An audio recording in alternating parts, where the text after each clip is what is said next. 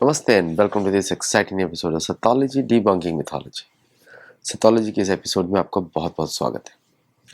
आज बड़े महत्वपूर्ण विषय पे बात करते हैं कि ऐसे क्या हो गया कि भारत ने इतना करारा जवाब दिया अमेरिका को, जो अमेरिका सोच भी नहीं सकता था।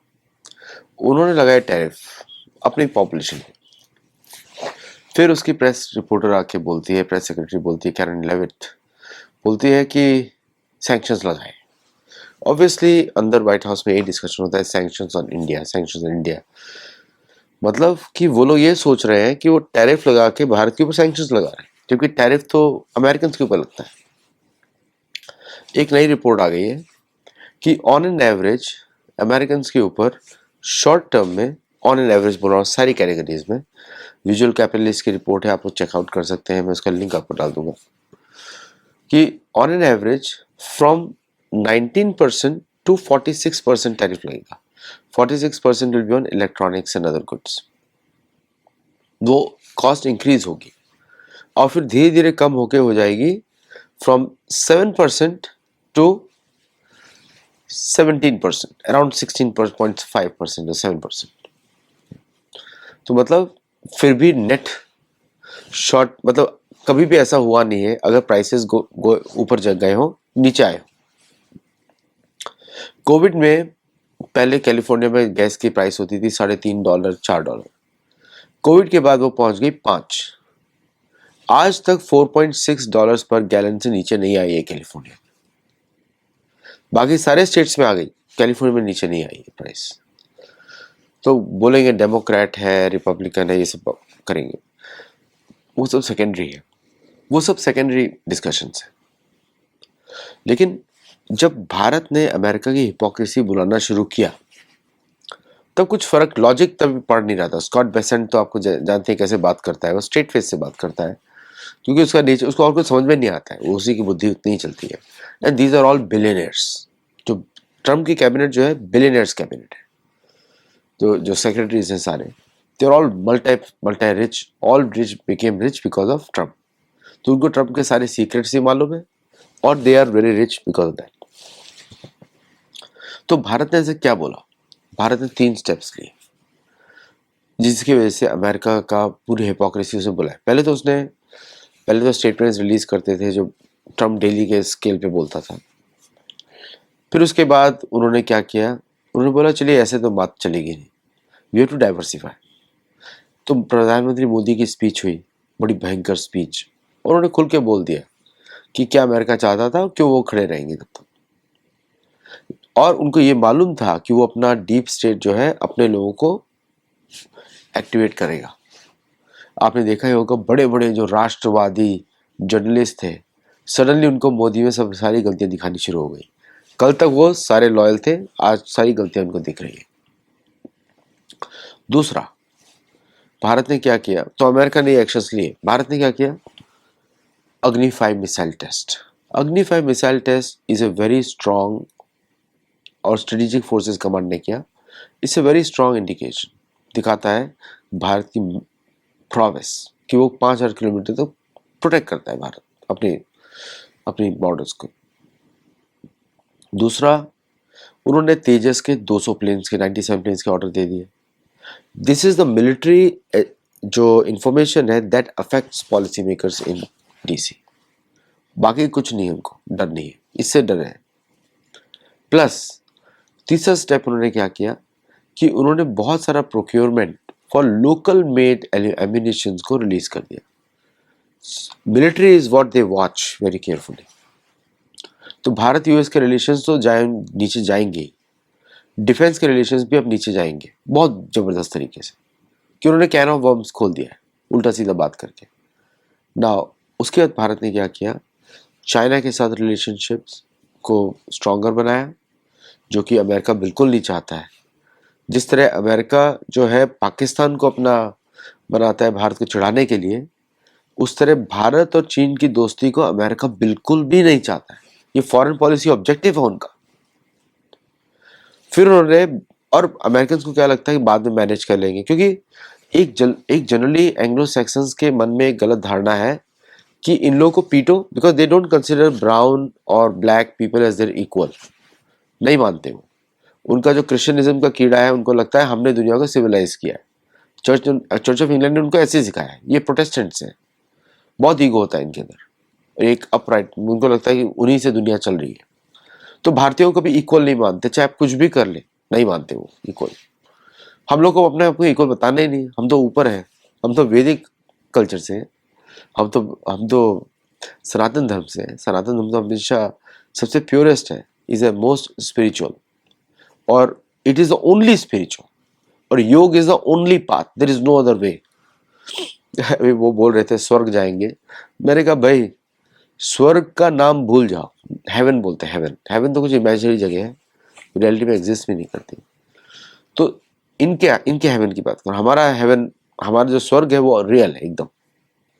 तो बट जो इनके हेवन में जाएंगे भैया, गॉड भी बोलेंगे, जो इनके भी जो होंगे बोलेंगे भाई अगर झूठ was the only criteria then you are admitted, अगर इनके हिसाब से देखा जाए, बिकॉज इतने पाप करके चली, ऐसा नहीं चलता। स्वर्ग में तो कर्म का प्रावधान होता है। तो ये जो इमेजिनरी जो बातें कर रहे हैं सैंक्शंस की, सैंक्शंस लगाने की जो सोच रहे हैं, सब कुछ बंद कर देंगे, डिफेंस कोलैबोरेशन, ये वो, स्टूडेंट का 6,000 वीजा कैंसिल कर दिया, तो उससे क्या भारत को तो फायदा हो रहा है उससे, because all these universities are going to come to India now to cater to these students. पैसा तो लिया है सबसे, and Indian purchase of foreign currency dollars कम हो जाएगा। तो America which was earning 70 to 80 billion dollars from Bharat, मालूम है कितना होता है? अभी जो एयरक्राफ्ट का जो डील निकला है वो है करीब 62,000 करोड़ का है, which is around 8 billion dollars, 8 to 9 billion dollars. अब इमेजिन करिए 70 कितना होता है, 80, मतलब कि अगर 62,000 करोड़ टाइम्स 10 टाइम्स 7, इतना वैल्यू हो गया, टाइम्स 7। कितना वेल्थ भारत से जा रहा था फॉरेन करेंसी में। अब मैंने आपको बताया था कल ही के शो में कि ये लोग कुछ भी सैंक्शंस लगा सकते हैं, अगर चाहेंगे तो स्विफ्ट भी बंद कर देंगे, सारा सोशल मीडिया एक्सेस बंद कर देंगे, सब कुछ बंद कर देंगे चाहेंगे तो। डरने की बात नहीं, अगर करेंगे तो बहुत ही अच्छा है, कृपा होगी। क्योंकि भारत के ऊपर इतना बुरा प्रभाव है इंस्टाग्राम का, फेसबुक का, एक्स का, कि ये लोग उसको डेटा को यूज करते हैं। अभी सैम ऑल्टमैन का वो भी आ रहा है ओपन एआई, वो तो भारतीयों की बुद्धि सोचने की क्षमता ही खत्म कर देगा। कभी भी अपने बच्चों को उसमें मत डालिएगा, वैदिक गणित सिखाइए। जो वैदिक गणित सीखेगा, जो शास्त्र पढ़ेगा, वो ऑटोमेटिकली दूसरों से आगे निकल जाएगा, बाकी सब पीछे रह जाएंगे। भारत के कॉन्वेंट स्कूल, पब्लिक स्कूल, और अगर जो भी एआई प्रमोट कर रहा है सबको बिल्कुल इग्नोर दें। पेपर पेन, जैसे मैं लिखता हूँ ना, पेपर पेन, उस पर ही लिखता हूँ मैं, और उसी पे काम करना चाहिए।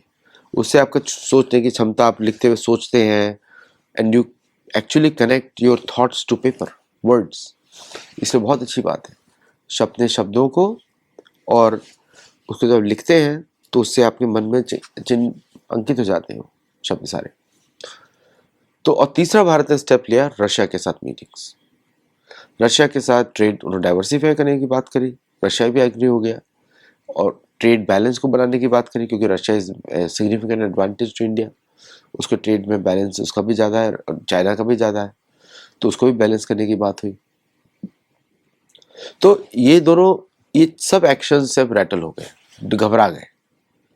अब नेक्स्ट है उनका, कुछ और कर नहीं सकते, जबकि वो सोशल मीडिया का एक्सेस भारत बैन कर सकता है, भारत उनके को खोला उसको फेंक सकता है। Those are the actions which India will take, India has taken in the past. George Fernandes ने फेंक दिया था, ऐसा कुछ भी एक्शन भारत कर सकता है। अभी उनको वो सब रिपरकशंस की उनको, क्योंकि एंग्लो सैक्सन्स को लग रहा था कि थोड़ा धमकाएंगे, उन्होंने ट्राई कर रहे हैं, वो टेस्ट कर रहे हैं वो भारत को, और एंग्लो सैक्सन्स ने टेस्ट किया तो भारत ने जवाब देना शुरू करा। अब भारत उनको और जवाब देगा, फिर वो भारतीयों पर अटैक करेंगे, इंडियन अमेरिकन के ऊपर जॉब जाएंगे। अभी मुझे आज ही किसी प्रोफेसर ने बोला कि all the white Anglo Saxons don't let her work, she is a very good teacher, उनके बारे में बोला। तो they will increase the pressure. लेकिन भारत के एक्शन तो बड़े जबरदस्त हैं। जयशंकर जी ने बोल दिया जाके कि भाई अनफेयर एडवांटेज लिया जा रहा है, so friendships can not be taken for granted. America किसी को फ्रेंड मानता ही नहीं। India can never be the strategic partner. American strategic partner will only be Anglo Saxon countries, क्योंकि वो कॉलोनी एंग्लो सैक्सन्स के है। Australia, Canada, UK are the only strategic partners of USA, और कोई नहीं हो सकता। नोबडी एल्स, फाइव आइज के अलावा बाकी सब गुलाम है उनके लिए। अभी वेनेजुएला के विरुद्ध वॉर छेड़ दिया, है ना। तो these things are going to continue, ये चलता रहेगा। लेकिन what are the things where we have to focus on? हम लोग को अपनी जो सनातन धर्म की एजुकेशन है उस पर फोकस करना पड़ेगा। Ramayana Mahabharata should be in the mainstream curriculum. Bhagavata Purana और बाकी जो अन्य पुराण है सारे मेन स्ट्रीम करिकुलम में होना चाहिए। उस पर रिसर्च होनी चाहिए। उस पर हम लोगों को that's how the original ideation will begin. क्योंकि देखिए, जो उनकी भाषा है, भोजन है, उनका ब्राह्मिक कल्चर है, वो उस हिसाब से सोच के सॉफ्टवेयर्स बनाते हैं। तो वो सॉफ्टवेयर्स वैसे ही काम करते हैं। जब हम अपनी तरफ से सॉफ्टवेयर बनाएंगे, महाभारत रामायण इसके मन में रख के बनाएंगे, तो हमारे सॉफ्टवेयर्स यूनिक होंगे, हमारे सॉफ्टवेयर में क्रिएटिविटी होगी, and they will resonate with more people on the ground. साधारण से उदाहरण लीजिए, हमारा सोचने का तरीका कितना अलग होता है। जैसे क्वेश्चन है हाउ आर यू, हमारा हमारा जो सोचने का तरीका होगा, जैसे कि अगर हम संस्कृति देखेंगे, क्या आप कुशल मंगल हैं, बात वही है, लेकिन कुशल और मंगल हो गया, ऐड हो गया। मतलब सब तरीके से सामर्थ्य आपके अंदर, आपका सब कुछ मंगलमय है, आपके उसमें ज्योतिष भी आ गया, बहुत सारी चीजें आ गई। तो एक सिंपल से सेंटेंस में पूरा सोचने का तरीका बदल गया। वो लोग लिखते हैं रोमन लेटर्स में, और उनकी भाषा में आत्मीयता नहीं होती। अब ब्राह्मिक भाषा में आत्मीयता नहीं होती। अगर आपके बच्चों को आप सिर्फ अंग्रेजी सिखाएंगे तो आपसे बहुत रूड रहेंगे वो। लेकिन हम भारतीय भाषा में बात करेंगे, आत्मीयता आ जाएगी। पिताजी, माताजी, उधर तो आप ये नहीं बोल रहे, बोल रहे डैड, फादर, स्ट्रेट। और यहाँ अमेरिका में तो नाम लेते हैं सीधा। तो बहुत फर्क हो गया दोनों में, सोचने के तरीके में फर्क हो गया। मैं तो बड़े छोटे से एग्जाम्पल्स लिए हैं, सोचने के तरीके में फर्क हो गया। वही आपको यूनिकनेस देता है, वही इनोवेशन देता है। ग्रामर, जो हमारी संस्कृत व्याकरण है, एकदम अलग है उनकी ग्रामर से। शब्दों का चयन अलग है, शिष्टता है हमारी भाषाओं में, उनकी भाषा में शिष्टता नहीं है। वो तो कट थ्रोट है, ऐसा लगता है लाठी मार रहे हैं किसी को।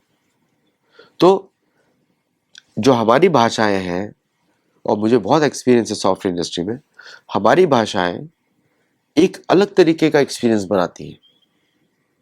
हमारी भाषाएं जो एक्सपीरियंस बनाती हैं उसमें शिष्टता होती है, लोगों का सम्मान होता है, और साथ में हमारे धर्म का प्रचार भी होता है। आप जब अंग्रेजी में बात करते हैं तो नेचुरली आप क्रिश्चियनिज्म को बढ़ा रहे हैं, कैथोलिसिज्म को बढ़ा रहे हैं, उससे समाज टूटता रहता है। और इसी को हम अगर हम अपनी भाषा में बात करेंगे, अपने तरीके से बात करेंगे, हम उसको ज़्यादा समझ पाएंगे। आप भूले मत, हम 140 करोड़ हैं, बहुत ज़्यादा है हम लोग अपने आप में एक अलग दुनिया है, इनकी दुनिया बड़ी काल्पनिक है। और प्लस भारत के जो हमारी भरतवंशियों की कहानी है, हमारी जो कहानी है, वो पूरी दुनिया के देशों से रेजोनेट करती है। अफ्रीका के पिरामिड से रेजोनेट करती है, साउथ अमेरिका के मंदिरों से रेजोनेट करती है, यूरोप के प्राचीन स्थलों से रेजोनेट करती है, रशिया के प्राचीन स्थलों से रेजोनेट करती है। जापान तो हिंदू कंट्री है, हिंदू नेशन है, उसके सारे देवी देवता हमारे देवी देवता जैसे है ना, मूल निवासियों से रेजोनेट करती है। तो हमारे लिए हमारा कम्युनिकेशन, अगर हम सॉफ्टवेयर उस तरह के बनाएंगे या फिर हम टेक्नोलॉजी उस तरह की बनाएंगे, उसका काट ही नहीं इनके पास, उसका काट ही नहीं है। इसको आईआईटी मुंबई में मेरे कुछ मित्र थे जिनसे बहुत सालों पहले मिला था, जो कि कीबोर्ड बना रहे थे देवनागरी का। शायद वो प्रोजेक्ट को खत्म भी हो चुका होगा और एस्टेब्लिश भी हो चुका होगा। तो मैं उसमें देख रहा था कि कितने वेरिएशंस हम लोग ला सकते हैं किसी भी चीज में। उसका उदाहरण आपको दिख ही रहा है। ब्राह्मोस का उदाहरण, आकाशतीर का उदाहरण, ये सब भारतीय है। और भारतीय ड्रोन्स का उदाहरण दिख ही रहा है। अभी अग्नि 5 का टेस्टिंग हुआ, क्वाज़ा बैलिस्टिक ऊपर नीचे सांप के जैसा गया, दिख ही रहा है, नागास्त्र। तो एग्जैक्टली वो इनोवेशंस ऐसी ऐसी आती हैं। बहुत बड़ा जोर होता है हमारी भाषा का, इससे घबरा गया है ये देश। मैं जानता हूँ इधर क्या क्या चल रहा है। और क्या है कि इधर देश में रहते हैं ना, कोई नेशनल कोई आइडेंटिटी किसी की होती नहीं है। प्लस जो है, जो पॉलिसीज बनती है लोगों से बहुत कटी हुई होती है। तो जब पॉलिसी उस तरह की बनती है तो लोगों का कोई उसमें कंट्रोल नहीं होता, किसी को पड़ी भी नहीं होती, क्योंकि वो अपना काम करे, आप अपना काम करें, कोई एक नेशनल एटीट्यूड भी नहीं है, नेशनल कनेक्शन भी नहीं है, और स्किन के आधार पे सबको अलग अलग काट दिया जाता है। तो this is how what is rattling America. अब उसको लग रहा है उसने गलती कर दी। आज देखेंगे आप, काश पटेल को भी निकालने की बात हो रही है, निकी हैली को भी साइड में कर दिया, क्योंकि सारे ब्राउन है। एंग्लो सैक्सन को सिर्फ एंग्लो सैक्सन सपोर्ट करना है, तो कॉलोनी हो गया ना फिर तो। नेटिव अमेरिकन का क्या हुआ, ब्लैक्स का क्या हुआ, हिस्पैनिक का क्या हुआ, इंडियन अमेरिकन का क्या हुआ, जापानीज अमेरिकन, जो पूरा जो बनाया था मल्टी कल्चरल, जो बना रहा था अमेरिका, सोच रहे थे, सब बर्बाद कर दिया। अब क्या होगा एंड में जाके, तो ये सारे लोग आपस में लड़ने वाले हैं। लेकिन जो भारत का रेजोल्यूट यूनिटी है और जो कलेक्टिव रिप्लाई दिया है भारत ने, that has shaken the root. अब हमको काम, जैसे अब गुरुकुल में अगर जो भी अमेरिका में जुड़ते हैं हमारे साथ, तो अभी हम लोगों को अपनी संस्कृति पे फोकस करना है, अपनी भाषा पे फोकस करना है, अपने भोजन पे फोकस करना है, क्योंकि वही हमारी आइडेंटिटी है। और ये द्वीप तो क्रॉन्च द्वीप है, और साउथ अमेरिका पुष्कर द्वीप है। ये द्वीप तो हमारे हैं, इक्ष्वाकु वंश की प्रॉपर्टी है। मैं तो कितनी पुस्तकों में लिख चुका हूं। तो ये बहुत सुनहरा अवसर है भारत के लिए, भारतीयता को और आगे बढ़ाने का, और सोशल मीडिया पे थोड़ा लगाम डालने का भी। ऑनलाइन गेमिंग के क्या है, शायद इसको धीरे धीरे बढ़ाना चाहिए। भारत के प्लेटफॉर्म्स हो, सारे पॉलिटिशियन भारत के भारतीय प्लेटफॉर्म्स में हो, हम लोग भी जुड़ जाएंगे। So thank you all very much for listening. I hope मेरे कुछ विचार आपको अच्छे लगे हो। Do like, share, subscribe, let me know your feedback. नमस्ते एंड जय जगन्नाथ।